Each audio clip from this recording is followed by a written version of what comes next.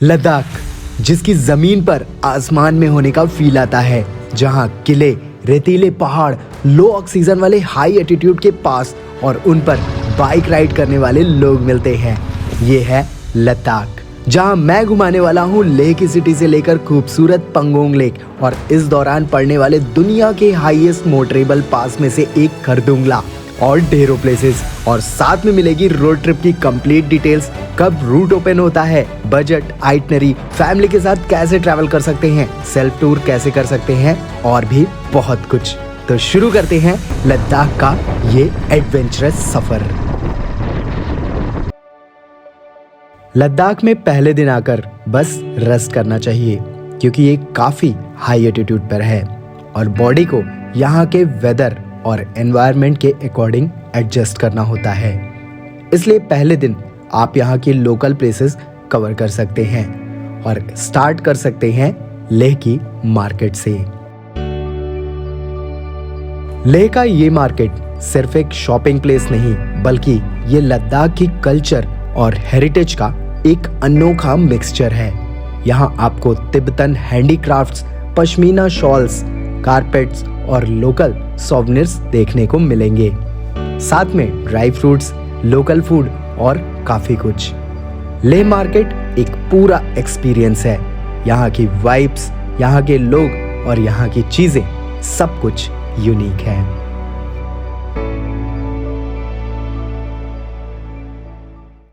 Ladakh flight से जाने वालों के लिए तो पूरे साल भर ओपन रहता है, लेकिन रोड ट्रिप करने वालों के लिए ये अप्रैल या मई से अक्टूबर-नवंबर तक ओपन रहता है, क्योंकि बाकी समय बर्फ की वजह से रोड्स क्लोज रहते हैं। लद्दाख बाई रोड जाने के दो रास्ते हैं। पहला हिमाचल प्रदेश के मनाली से तो दूसरा जम्मू एंड कश्मीर के श्रीनगर से। दोनों रूट से दूरी लगभग 430 किलोमीटर है, लेकिन जाने के लिए श्रीनगर लेह हाईवे ज्यादा बेहतर है, क्योंकि रोड्स ज्यादा अच्छी है। वहीं मनाली से लेह के रास्ते कई जगहों पर अंडर कंस्ट्रक्शन भी है और खराब भी, लेकिन बाइक राइडर्स अपनी पसंद के अकॉर्डिंग कोई भी रास्ता चूज कर सकते हैं। पर घूमने के लिए परमिट भी लगती है, जिसकी डिटेल हम आगे जानेंगे। वैसे तो दोनों ही रास्तों से एक दिन में पहुंचा जा सकता है, लेकिन वेदर और रास्ते के चैलेंजेस को देखते हुए आपको 2 दिन में ट्रिप करनी चाहिए और रूट प्लान आप कुछ इस तरह से कर सकते हैं।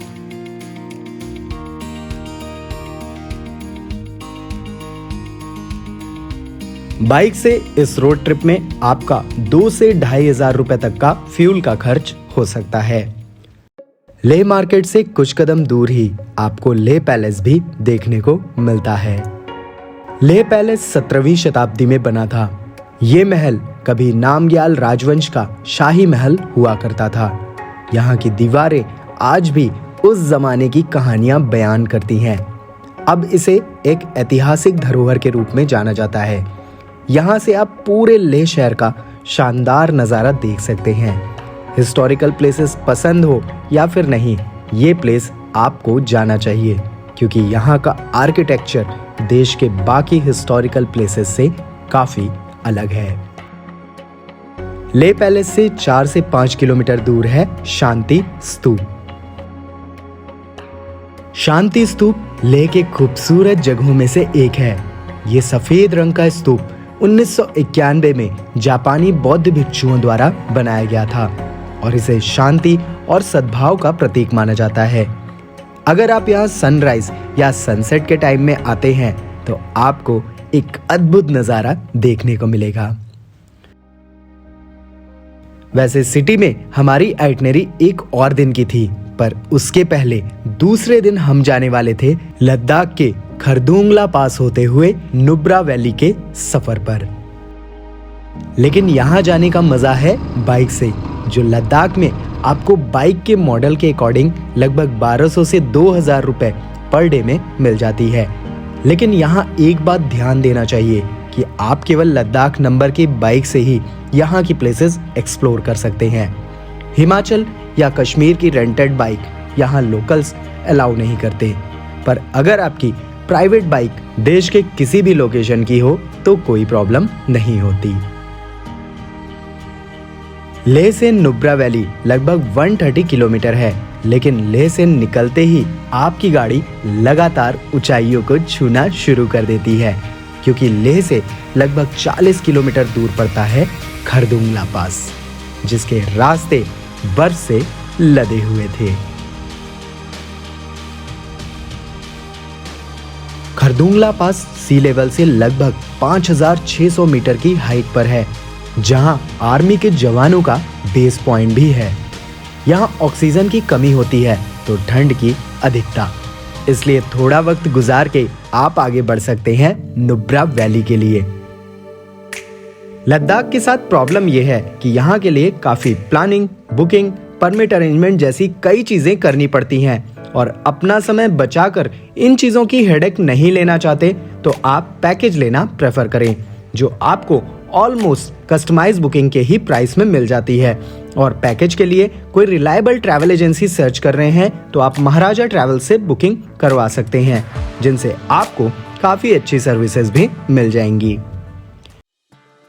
जिसके रास्ते अब लगातार नीचे की तरफ जाते हैं और पहुंचा देते हैं प्लेन रोड पर श्योक रिवर के किनारे। और लगभग 4 से 5 घंटे के सफर के बाद आप आ जाते हैं नुब्रा वैली। नुब्रा वैली की खासियत यह है कि यहाँ आपको एक मिक्स लैंडस्केप देखने को मिलेगा। एक तरफ ड्राई डेजर्ट तो दूसरी तरफ माउंटेन्स और बीच में श्योक और नुब्रा नदी। वहीं डबल हम्प्ड कैमल भी यहाँ देखने को मिलेंगे, और यहाँ के सिल्वर सैंड डेजर्ट में एडवेंचर एक्टिविटीज भी की जा सकती है। यहाँ स्टे के लिए कैंप्स सबसे ज्यादा पॉपुलर हैं, जो 2 से 3,000 रुपए से स्टार्ट हो जाते हैं। वैसे बाई फ्लाइट यहाँ पहुँचना सबसे कन्वीनियंट होता है, क्योंकि दिल्ली से लेह की फ्लाइट केवल 1 घंटे में आपको लेह पहुँचा देती है। लेकिन लास्ट ईयर दिल्ली से फ्लाइट 6 से 7,000 रुपए में मिल रही थी, तो इस साल 10 से 20,000 रुपए तक में।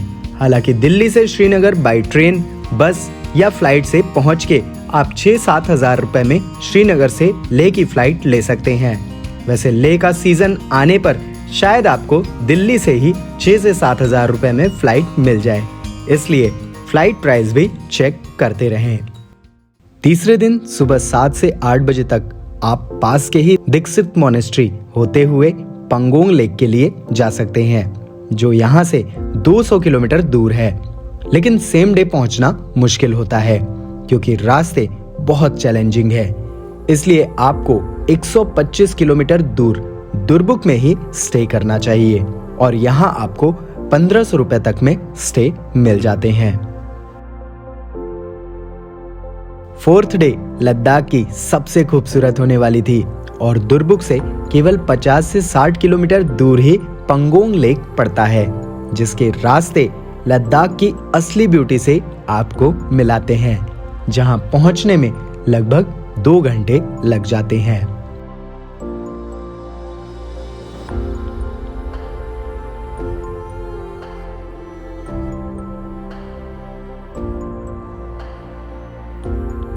पंगोंग लेक 5 किलोमीटर वाइड और लगभग 134 किलोमीटर लॉन्ग है, जिसका 1/3 हिस्सा इंडिया में तो 2/3 चाइना में है।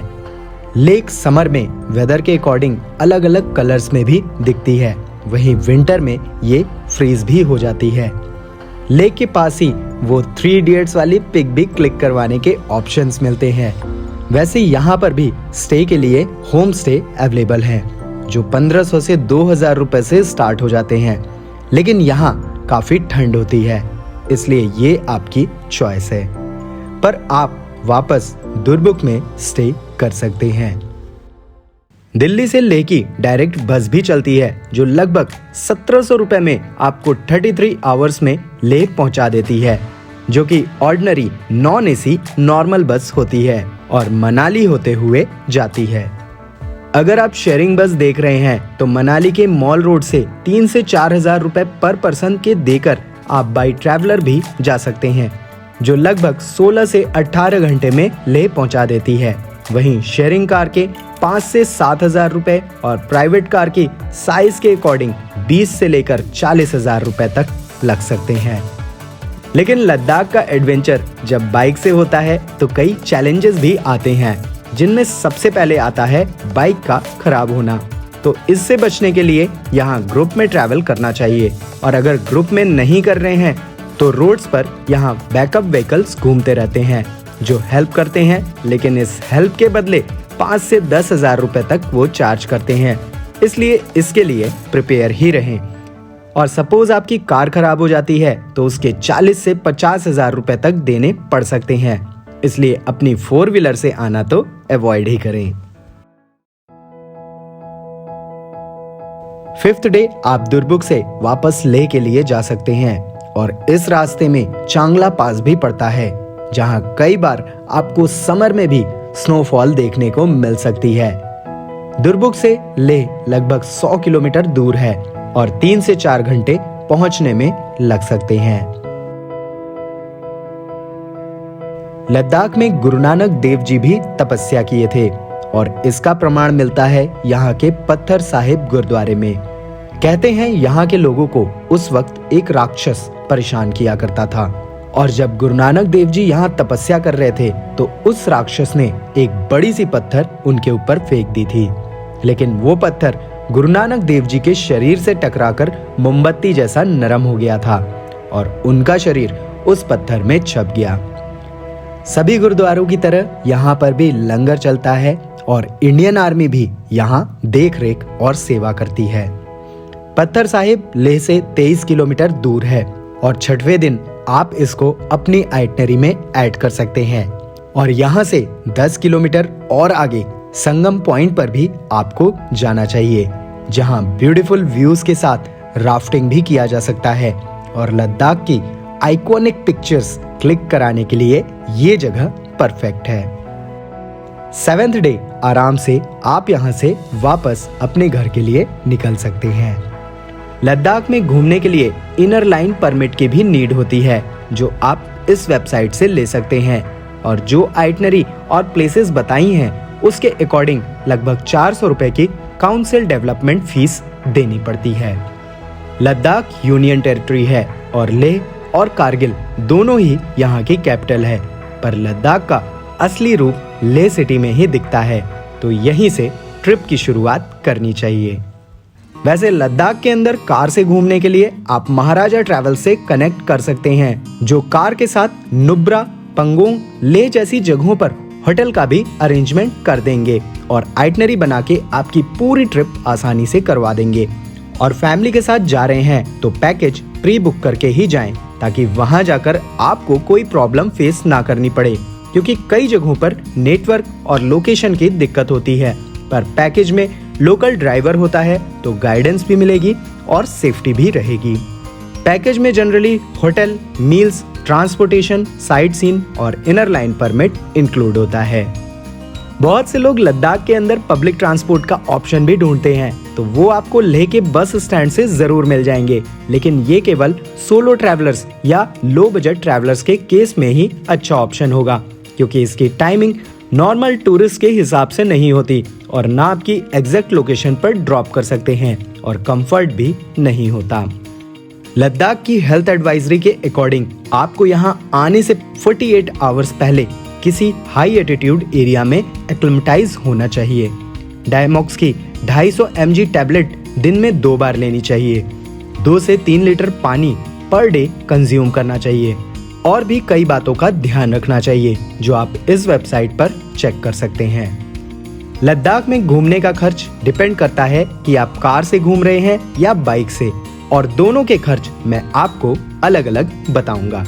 पहले जानते हैं कार से लद्दाख में घूमते हैं तो क्या खर्च आएगा। लद्दाख में 2500 रुपए पर नाइट 2 एडल्ट्स में आपको अच्छे होटल मिल जाएंगे, और 6 नाइट के एक पर्सन पर 7500 रुपए खर्च होंगे। मील्स के 700 रुपीज पर डे के हिसाब से 7 डेज के लगभग 4900 रुपीज। ट्रांसपोर्टेशन का लेह से नुब्रा, पंगोंग की पूरी 3 दिन की ट्रिप का लगभग 22,000 रुपए, तो लोकल साइट सीन का 2 से 3,000 रुपए। अल्टीमेटली ट्रांसपोर्टेशन पर आप 30,000 रुपए का बजट रख सकते हैं, और 2 लोग कार में बैठते हैं तो 15,000 रुपए एक पर्सन पर खर्च आएगा। मतलब टोटल 27,400 रुपए में आप लद्दाख के अंदर घूम सकते हैं। बाइक से यही ट्रिप करते हैं तो होटल और मील पर तो सेम खर्च आएगा, लेकिन ट्रांसपोर्टेशन के लिए अगर आप बाइक हायर करते हैं तो मिनिमम 1,500 रुपए पर डे बाइक रेंट का, यानी 6 डे का अराउंड 9,000 रुपीज, और पूरी ट्रिप में लद्दाख के अंदर लगभग 500 से 600 किलोमीटर बाइक चलेगी तो लगभग 3,000 रुपए फ्यूल पर खर्च होंगे। और 2 पर्सन बाइक पर जाते हैं तो 1 पर्सन पर लगभग 6,000 रुपए का खर्च आएगा। मतलब बाइक से आप टोटल 18,400 रुपए में ही लद्दाख घूम लेंगे। वैसे यहाँ हॉस्टल वगैरह भी मिलते हैं और नॉर्मल स्टे चूज करके 15,000 रुपए में भी ये ट्रिप हो सकती है। वहीं खुद की बाइक से आ रहे हैं तो 10,000 रुपए में ही ये ट्रिप हो जाएगी। लेकिन इसके अलावा लेह तक पहुंचने का खर्च अलग होगा, जो डिपेंड करता है कि आप फ्लाइट से आ रहे हैं, बस से, बाइक से या कार से, और इनके खर्च की डिटेल्स मैंने वीडियो में पहले ही बता दी है, तो इसको आप अपने अकॉर्डिंग ऐड कर सकते हैं।